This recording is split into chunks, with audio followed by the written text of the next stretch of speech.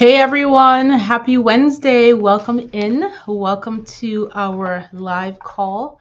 Come on in, tell me where you are joining from. I am doing today's live a little later than normal. I typically do this around 1 p.m., but I had a conflict today and I didn't not want to do a live session. So welcome, come on in, tell me where you are joining from. For those of you who are new to the channel, my name is Bola Shokumbi. I am the founder and CEO of Clever Girl Finance. We're all about financial education and empowering women to live life on their own terms. So I'm excited to have you on. I typically go live on Wednesdays at 1 p.m. Eastern Standard Time. Today's a little different, but today we're going to talk about how to stop comparing your finances and build wealth on your own timeline, because that is all that really matters. So as you come on in, please tell me where you are joining from, where you're located. I would love to say hello and welcome you. But yes, I'm going to start out with a few quick announcements and updates. So, as you may or may not know, my most recent book, Clever Girl Millionaire, is out. And I would love for you to pick up a copy. You can find this book wherever books are sold, ebook, audiobook, physical book. The audiobook came out, I believe, yesterday. I got my own pre-order to listen to myself narrating my book. But I would love your support with this book. This is my recent book. I have 6 books, but this is my most recent book. And definitely check it out. And then let me just make sure that nobody is let me just make sure if any of you have left a comment. And then I would love for you to check out the Clever Girl Finance course platform. If you haven't already, we have over 30 plus completely free courses, and we have a really awesome community, a highly engaged community. If you're looking for support and motivation as you work on achieving your financial goals, definitely check out our courses. We have tons of saving challenges on there. We talk about budgeting, investing, paying off debts, building your credit. There's over 30 plus courses, over 40 plus worksheets, and an awesome community. So definitely join us and check us out there. Now, before I get into the topic, hello, Twyla. Did your book arrive? Yay! I'm so glad. Congrats on winning it in the last giveaway. So before we get into today's topic, I wanted us to do a quick savings binder check-in. So if you are part of this community, you know that over the last several months, I have been intentional about wanting us to be a community that saves money. So I have my binder here. This is an Amazon binder. It is linked in the show notes. It costs $7. And I have been saving spare change cash in my binder. So my binder currently has $3,100 in it. I did not add any money since last week, but my goal is to build out all 100 slots in this binder to have a $10,000 binder. So these are all $100 slots in here. So it's basically me saving my spare change of money I don't spend on my kids, eating out, etc. Whatever I have spare for my budget, I've been putting it into this binder over the last several months. So I would love for you to join us in this savings challenge. If you have a savings update, share it in the comments so I can see it. If you've had a setback, that is fine. You can plan to replenish it, but share in the comments. You can either use a binder, you can use the envelope system, you can open up a online account. But I want us to be a community that has money in the bank, that saves money, and is proud of saving money. Hello, Lucy. Welcome to the live. Hello, Phenomenal Sleep Sound. I am so excited you are here. So let's get into today's topic. And as I mentioned earlier, we're going to be talking about how to stop comparing your finances and build wealth on your own timeline. And that is because this topic is so important, because it's so easy to feel like we are behind when it comes to money. I mean, we see everything on social media, online, in our network. We're constantly seeing people share their wins and their successes. But the truth about it is that your financial journey is your very own. It is personal to you, and it is according to your own timeline. And so you don't want to be comparing yourself to anybody else. And so today I'm going to be going over chapter 2 of the Clever Girl Millionaire book. This session is inspired by the take action items on page 27. So on page 27 of the book, I have a take action basically of every chapter. Every chapter in this book, there's a series of actions that I want you to take to start thinking through how you want to improve your finances. So for this session, we're going to talk about the take action steps on page 27 and 28. Basically, how to stop comparing yourself and what you can do to focus on building wealth on your own specific timeline.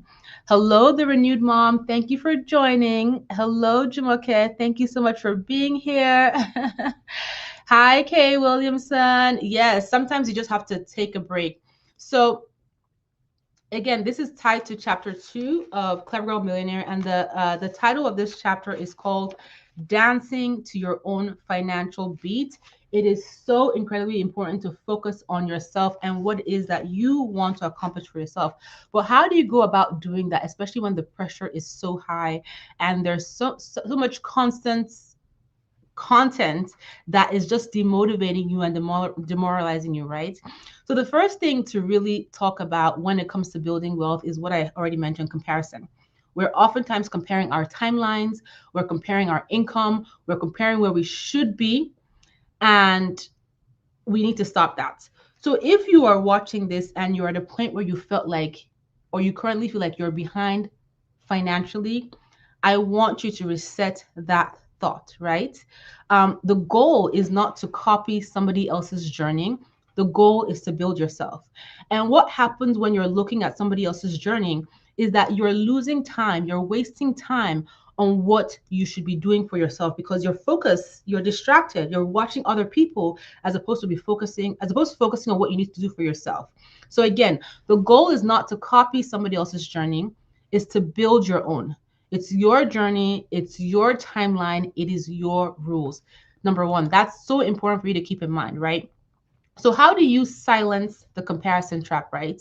Because as we all know, comparison is the thief of joy. Comparison will steal your joy, demotivate you, and stop you from making progress on your own goals if you allow it, right? And like I said earlier, when you're on social media, it makes it seem like everybody is ahead, right? But the things you don't see on social media, because on social media, people are constantly posting their top highlights, their top 1% of the great things that are happening to them, right? So you don't see their debt. You don't see their struggles. You don't see the timeline that led them to that success. You don't see the process through which they paid off their debt. Oftentimes, the algorithm is just going to show you why this person's life is so amazing in that moment, right? So, what happens is that we end up comparing our real life to somebody else's highlight reel. And again, we just lose time when we're doing that. It doesn't work for us. Hi, Teresa. Yes, please get a copy of the book. I would truly appreciate it. It's available everywhere books are sold. Hello, Fo, Mama and Money. Thank you for being here. So, when it comes to focusing on yourself, right, what should you be doing? What are the things that you want to, or how should you structure focusing on yourself so that it can be sustainable, right? So that you can do it consistently. The first thing I always encourage people to do is when you are getting caught up in comparison or you're feeling like you're behind, I want you to bring it back to you and think about what are things that I have done well? What are things I have done well? So one thing you can do is write down 3 financial wins, things that you, and it doesn't have to be anything crazy or elaborate. You paid your bills on time. You made an extra payment to your credit card. You put money towards your savings accounts. What are 3 things that you have done well, right? You didn't overspend. You opened up an investment account. You started contributing to your 401k. Those small wins, they count and they matter. So I'm going to pause and ask you to share in the comments what is one financial win that you have had recently, whether it's big or small. This is not about, how big it is or how small it was. This is about you making yourself realize that despite what may be going on in your life, despite setbacks, despite whatever, you are still able to make progress. And like I said, it doesn't have to be something crazy. You paid your bills on time. You made an extra payment, you saved something. Share in the comments so that I can congratulate you because it is a big deal. Jamake, you said that comparison is a joy stealer. It is absolutely a joy stealer. It shifts your focus from all the good that has happened for you, all the good that is happening to you, and it makes you focus on what you don't have, and it in turn builds a lack and a scarcity mentality. The fact that we're healthy, that we're alive, that we are able to take action and go to work and earn money, that is a win, right? And we take that for granted, but that's something that we need to be grateful for and shift our focus to. So share in the comments, what are your wins, or what is one win that you've had with your finances recently that you are proud of? The renewed mom, you said I'm 44 and this is the very first time I've saved consistently for 6 months. Listen, that is incredible. That is now you navigating a shift in your life because you're building yourself into being a saver. So well done. Congratulations. Hello, Easy from Zimbabwe. Hello, Miss PYT. So that is a great win. Congratulations, the renewed mom. And if you have other wins, please share them in the comments. But I'm going to keep going. So again, just to remind you, right, when it comes to if you feel like you're getting caught up in other people's successes, one thing you want to do, celebrate your wins, not somebody else's timeline. Now, obviously, you're celebrating your wins, you're trying to shift away from comparison, but it's really important that you map out your own financial timeline, right? Oftentimes we feel behind because we're comparing where we are now to somebody else's timeline. So how do we shift away from that outside of celebrating just our wins? Is that we then say, okay, I'm going to celebrate my wins. I'm going to highlight what I'm grateful for every day. I'm going to, lean into gratitude every day, but I'm also going to create my own financial timeline. That means creating specific goals. You want to have short-term goals for the next year, something you can focus on every week, every 2 weeks, every month over the next 12 months. Then you want to have your medium-term goals, which are your bigger goals that you want to accomplish within the next 5 years. And then you want to have your long-term goals for the next 10 plus years. So an example of short-term goals that you might want to pursue in the next 12 months could be paying down a debt or saving your emergency fund, right? A medium-term goal could be saving for a house down payment or saving to move to another city. And a long-term goal could be saving to pay for a child's college education if you choose to do so, saving for your retirement, for your future self, etc. The key is that your timeline has to match your life, your goals, your desires, your wants for yourself, right? It has to match your income, your responsibilities, and your season of life. There are times in our lives where we're going to be able to go hard and pursue our goals as hard as possible because we just have the energy. We have the energy, we have the schedule to support it, and we can just do all the extra things. And there's times in your life where you may have to slow down on pursuing your goals, not give them up, but slow down. It could be life circumstances. It's because you have young kids, you're a caretaker, you are between careers, you have lost your job. There are different seasons of life.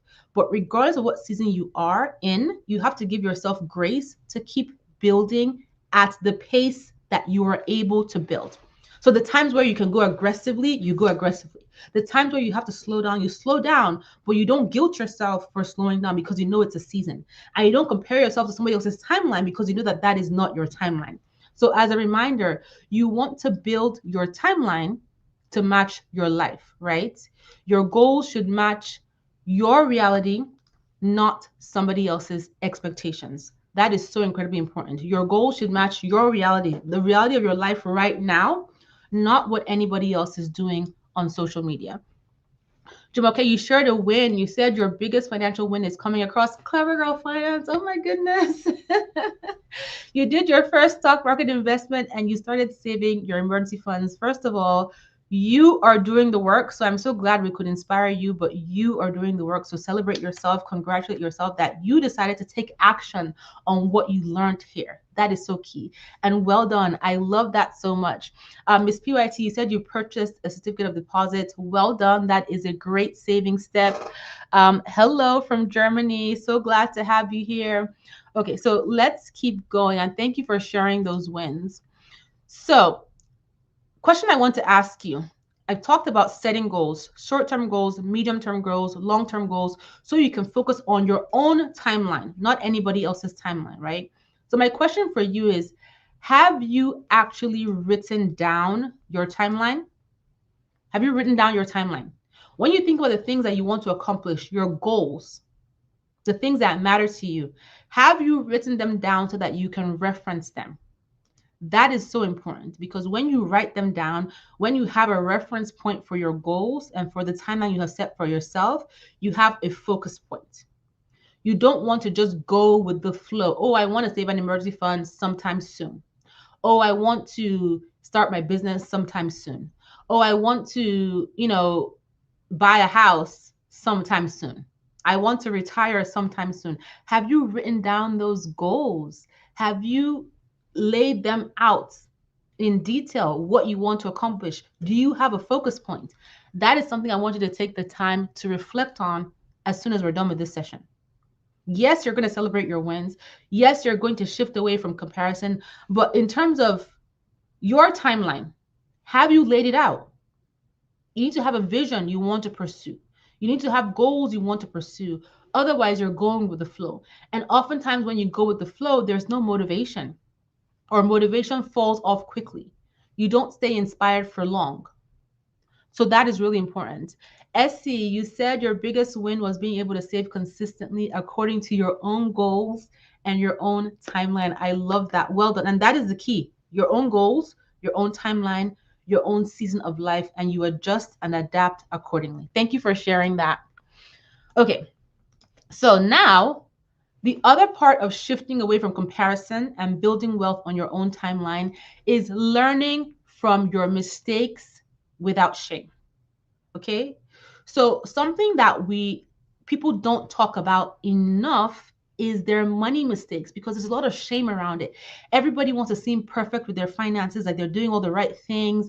Nobody really wants to share the mistakes that they are making. And one of the things I do in this book, oops, one of the things I do in Clever Girl Millionaire is I share all of my mistakes. So this book is not about outcomes of becoming a millionaire. This book is about the process through which I got there, including the mistakes I made. It's about my messy middle. And despite all those mistakes, I was still able to achieve this milestone with my finances, this milestone in my life and for my family. And so those mistakes are important because we need to learn from them without shame, right? There's so many kinds of mistakes that we can make, and I have made all of them. Overspending, debt, not saving early enough, not saving as much as I could, bad financial decisions. We've all made these mistakes, but the mistake is not the problem. The lesson is the opportunity. We're all going to make mistakes. Then what? Are we going to allow ourselves to learn, take the lessons, and use that to build a foundation and stepping stones to get us ahead with our goals? Or are we going to sit and wallow in those mistakes and have pity parties and shame ourselves and let other people shame us and then stop making progress? Again, the mistake is not the problem. The lesson from that mistake is the opportunity. So the next question I want you to do, the next action from chapter 2, page 27 and 28 of this book, is asking you to reflect on one mistake. Start with one mistake, whatever mistake comes to mind around your finances, and ask yourself, what did I learn? And what would I do differently? So what's one money lesson that you've had to learn the hard way? Because very likely that money lesson stemmed from a mistake. What did you learn? And based on that, what do you want to do differently? So this chapter 27, like I mentioned, every chapter in this book has action items that are really going to get you to start thinking about your finances and taking steps to building wealth and changing your mindset and, making strategic steps to building wealth and actually how to invest in things that you've done your research on. And so this section has 5 specific actions. Chapter 2 has 5 specific action steps. So I'm just going over a few of them, and I break them down in detail about things you want to be thinking about.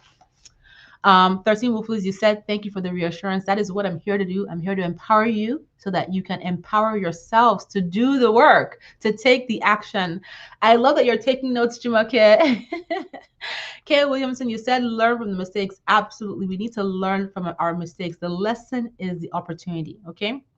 Now, after that, so we talked about, I'm just going over my notes here, silencing that comparison trap by leaning into gratitude and the things that we have done well, our wins. We talked about creating our own financial timeline. We've talked about learning from our mistakes.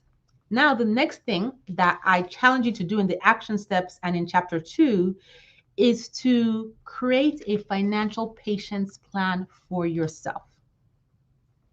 Create a financial patience plan for yourself, because we live in a world that wants everything fast, overnight success, overnight wealth, overnight everything. But wealth for most people, for 99% of people, does not work that way. Paying off debt, saving money, investing to grow your money. These things take time. Oftentimes, they take years to do this, to get to a point where you have that financial peace of mind. So you have to give yourself grace and create this financial patience plan for yourself based on what you can accomplish. Again, going back to the seasons of life, there are going to be times where you can go aggressively and you can accelerate your debt payoff. You can accelerate your savings. You can accelerate your investments. But there will also be times where you can only do what you can do. So give yourself grace. Be patient with yourself.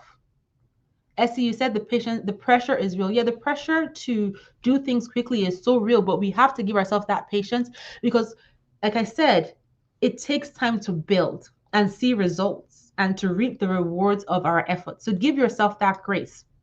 So action step for you based on chapter 2 is to pick a goal, your long-term goal, your short-term goal for 12 months, and break it into weekly, bi-weekly, or monthly milestones.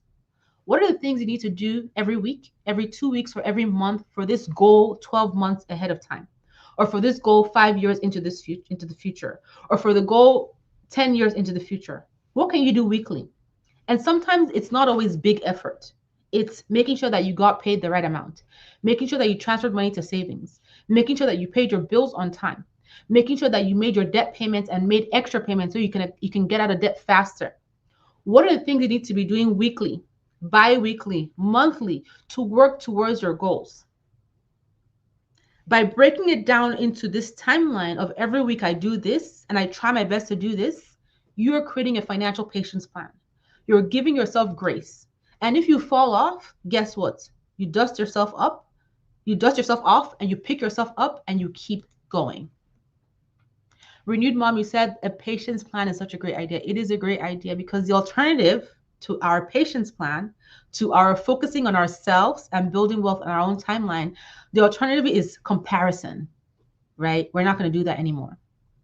Miss PYT, you said you're so nervous and overwhelmed at the same time. I'm not sure what financial goal I'm looking for. So step back from goals and think broader because oftentimes your core values or the things that are most meaningful to you is what helps you create your goals. So you can ask yourself questions like, what kind of life do I want to live? Where do I want to be? What will give me financial peace of mind?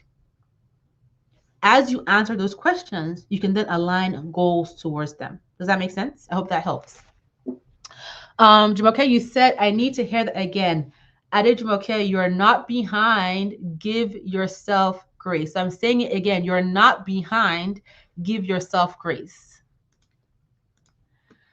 Okay, so progress, when you're thinking about progress with your finances, with your goals, progress becomes easier when it feels manageable. When you can do something every week, when you can do something every 2 weeks, when you can do something every month consistently, your progress starts to feel manageable. Your progress starts to feel easier because you have made it more manageable. And one thing to remember is that slow progress is still progress. Even if you're slowing down, even if you're going slowly for right now in this season, it is still progress. So don't discount, don't diminish moving slow. It is okay to move slow. So what's one goal, money goal that you are working on? That's a question I'm going to ask you based on Chapter 2, action steps. What is one financial goal in your life, or maybe career goal or life goal that requires your patience right now? You're in a hurry to get this goal over and done with, but it requires your patience. It could be that you really want to pay off your credit cards. Yes, everybody wants to do that, but perhaps your income can't pay it off next month.